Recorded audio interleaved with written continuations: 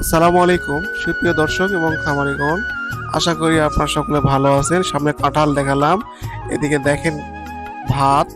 আপনার বেঁচে যাওয়া কতগুলো ভাত একবারে দিয়ে দেয় গরুকে খাওয়ার জন্য। পাশে আবার খুদ গুঁড়া খুদের ভাত সব একদম মিক্স ফিট দিয়ে দিছে গরুকে খাওয়ানোর জন্য।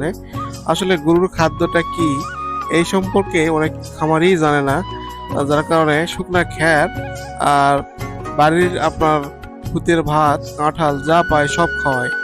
খাওয়ার ফলে গরু আপনার খাওয়ার অরুচি, পেটে গ্যাস, ক্ষুধা মন্দা তৈরি হয়ে যায়।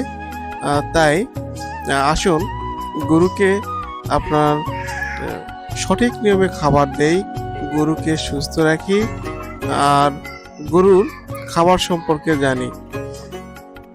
যারা আমার ভিডিওগুলো দেখেন, ভালো লাগলে লাইক, কমেন্ট, শেয়ার করে সঙ্গে থাকবে। সকলকে ধন্যবাদ। আসসালামু